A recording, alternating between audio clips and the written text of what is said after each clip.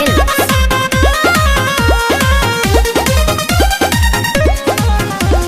Love marriage कइले निजा बियाह हो, तू हवा जादो जी हम हई साह हो। ए जी बड़ा डर लागता। लव मैरेज कइले निजा बियाह हो, तू हवा जादो जी हम हई साह हो। तहरा बाबूजी से बात कइल चाहिए हो। ए जी तनी अपना बाबूजी से बात करी ना। रुका लगावता। हाँ लगाई ना।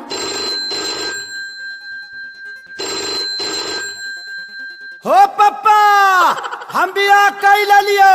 का बियाह कैले लिए? हमरा ले बतैले। तू बियाह कैला त हमसे बतैला, नया बतैला त हम कह के बताई। अरे बोकावा तो कुछ दहेजो मिल है रे। दहेज नहीं जे घंटा लिहा। आ ससुरा ए डैडी डरली नवत कनी मारे जदू दिन पागिले हो। जूता से पिटाई बे। मुहा पावन मिली तगे जसा फसा पागिले हो।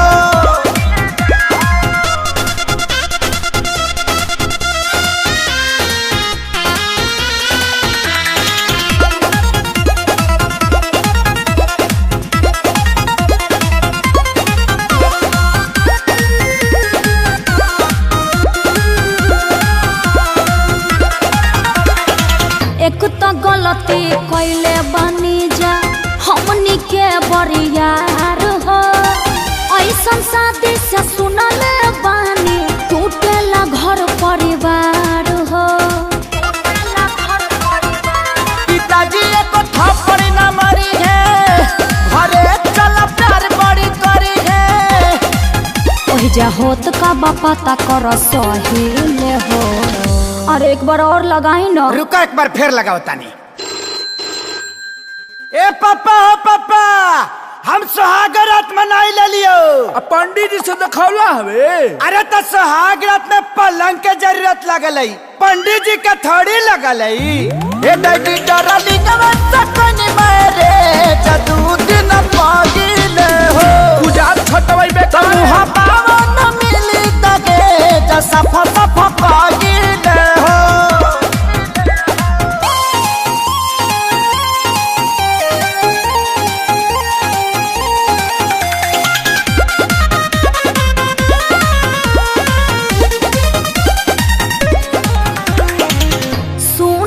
अखिलेश हमार का पता के रूह हो। वही जा जाए से पहले देख छोटका के मुँह हो। सुन सुन खेसारी के रानी, कुछ कोई न कहतानी। यह सोची सोची टेंशन में डरे हो। हर एक बार लास्ट प्रयास करो। रुक जा एक बार और लगावा है। ए बाबजी हो। अरे लइको हो गइल का रे? हाँ हो गई। अरे अभी तो 2 दिन पहले कहता के बियाह कोई हाँ। अरे जियो के ऑफर में डाउनलोड कर ले लाई बाबजी। ए डैडी डरली नवत कनी मारे जदू दिन पागिले हो। त मुहा पावन मिली तगे जसा फसा पागिले हो। तोरा डार्लिंग को वार्निंग है, घर मत लेके आना।